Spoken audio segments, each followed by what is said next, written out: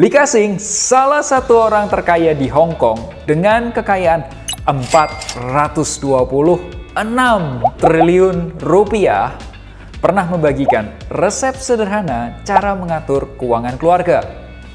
Ternyata cara yang sama juga diajarkan oleh ayah kayanya Robert Kiyosaki dalam buku Rich Dad Poor Dad.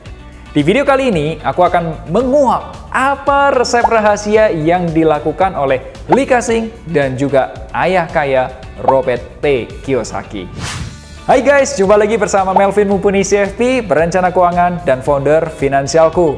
Di video sebelumnya yang berjudul Masalah Utama Milenial, Income-nya Kekecilan. Di situ, aku sudah bahas mengenai 3 sumber pemasukan dan masing-masing pemasukan juga ada jenisnya lagi. Kurang lebih gambarnya seperti ini.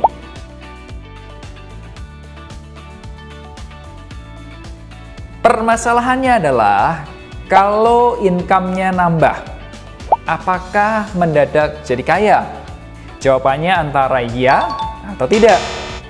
Banyak loh cerita orang yang tadinya susah banget kemudian sukses. Karena ada yang jago jualan, ada yang sukses jadi atlet, jadi artis, menikah dengan orang kaya, atau bahkan menang undian, akhirnya jatuh miskin lagi. Salah satunya adalah aktor keren Nicolas Cage yang pernah menyatakan bangkrut. Mereka jago cari uang, tapi nggak jago ngatur uang. Ibarat nih ya, ember bocor yang diisi air terus-menerus. Embernya tidak akan pernah penuh. Sama tuh seperti rekening kamu yang bocor. Meskipun tiap bulan diisi dari gaji, keuntungan bisnis, tapi tidak akan pernah bisa penuh. Solusinya? Perlu ditambal. Kamu pasti nanya langsung, berapa persen sih buat hidup? Berapa persen sih buat makan-makan? Dan berapa persen buat belanja? Dan lain sebagainya. Kalau ditanya persentase, nih aku kasih persentase sarannya dari Lee Ka-shing, Taipan Hong Kong. Jadi, menurut Taipan 1 ini, cara mengatur keuangan keluarga adalah 30% untuk biaya hidup. Mulai dari kebutuhan untuk sandang, pangan, listrik, air, telepon, bensin, ngurus anak, pulsa, dan lain sebagainya. 20% biaya untuk bersilaturahmi. Karena silaturahmi itu membuka pintu rezeki. 15% untuk biaya pengembangan diri. Kamu bisa beli buku, beli online course, beli aplikasi, ikut grup belajar, ikut webinar, dan lain sebagainya. Intinya satu, biar kamu lebih jago, punya skills. 10% untuk happy-happy, misal spa, liburan, nonton bioskop, makan malam mewah, staycation, dan lain sebagainya. 25% terakhir untuk investasi. Misal, kamu beli emas, reksadana, saham, peer-to-peer lending, surat berharga pemerintah, dan lain sebagainya. Buat kamu yang setuju dengan caranya Lee Ka-shing, silahkan berikan like. Kalau yang nggak setuju, ya udah deh, diemin aja. Vin, apakah kamu menerapkan cara yang sama dengan Lee Ka-shing? Jawabannya, aku sendiri bukan orang yang suka dengan persen-persenan. Jadi, aku tidak menggunakan angka yang sama. Tapi, aku ikuti polanya. Sebelum aku memulai Finansialku, aku kerja ikut orang. Dan my boss itu termasuk orang yang sukses di usia muda. Pada saat itu, aku bertanya, "Kok gimana sih caranya supaya bisa kaya?" Dan my boss menjawab, "Vin, kalau kamu gak bisa ngatur uang yang kecil, maka kamu gak akan bisa ngatur uang yang lebih besar." Pada saat itu, aku terdiam dan berpikir, wah gila nih, wejangannya kena banget. Kalau wejangan ini juga kena banget ke kamu, silahkan share ke teman-teman kamu. Semoga teman-teman kamu juga bisa mendengar nasihat keren ini. Oh ya guys, semenjak aku jadi perencana keuangan, aku meneliti semakin banyak gajinya, entah kenapa biaya hidup juga semakin banyak. Malah bisa-bisa biaya hidup naiknya lebih banyak daripada kenaikan gajinya. Lalu, gimana solusinya? Kalau aku pribadi lebih suka menggunakan prinsip prioritas. Aturan mainnya gampang banget, sederhana banget. Pengeluaran yang penting dahulukan. Kita kasih contoh. Andre memiliki penghasilan setelah pajak atau kita sebutnya take home pay sebesar 10 juta per bulan. Berapapun penghasilan kamu perlu bersyukur dan bersedekah. Kenapa? Karena ada bagian orang lain yang dititipkan ke kita.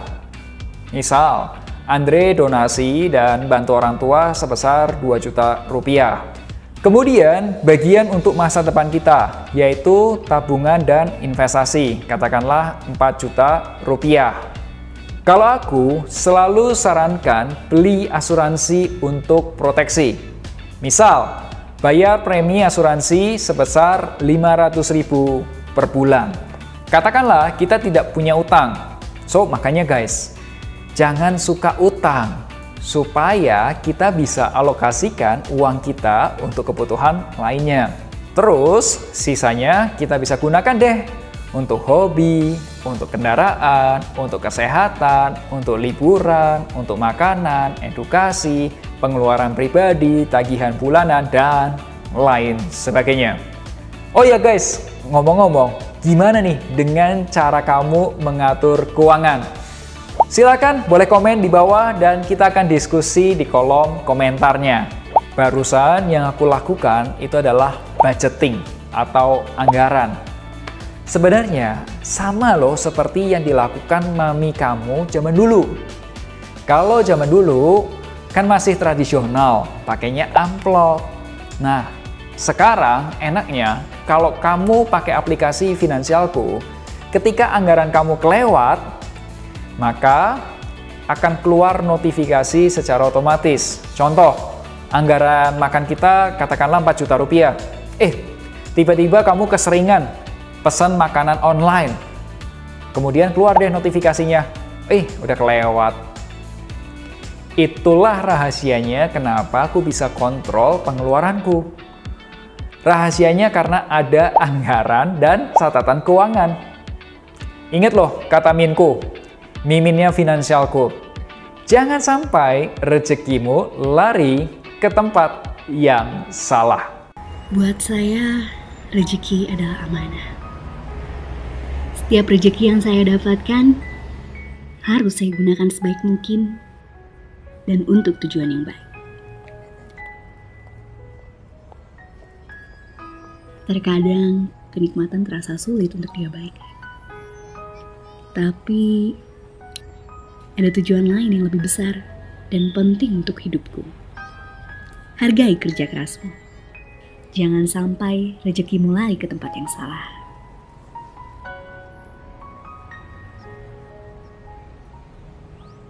Jadi, di video ini kita membahas cara-cara untuk mengatur keuangan keluarga supaya tidak bocor.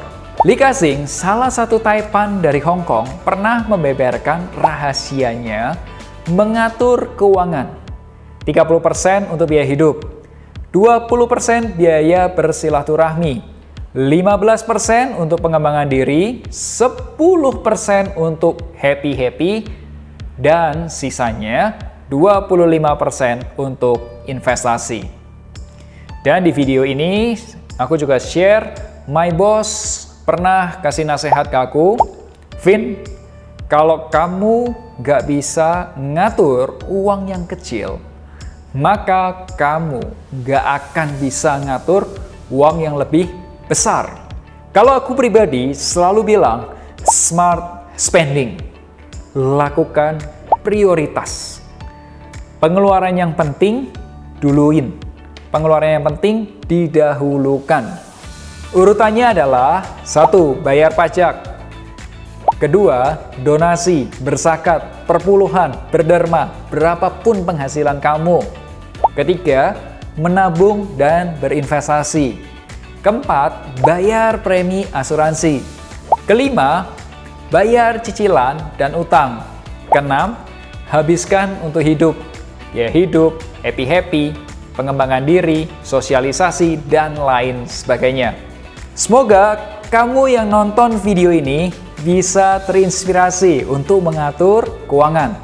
Jika kamu sudah berkeluarga, share aja video ini dan ajak pasangan kamu buat nonton supaya lebih kompak ngatur keuangan. Selamat mencoba. Di video berikutnya, aku akan bahas mengenai bagaimana cara memproteksi uang kamu, hasil kerja kerasmu. Kamu bisa juga tonton playlist investasi saham untuk pemula dan subscribe YouTube channel finansialku.com. Akhir kata, make a plan and get your financial dreams come true.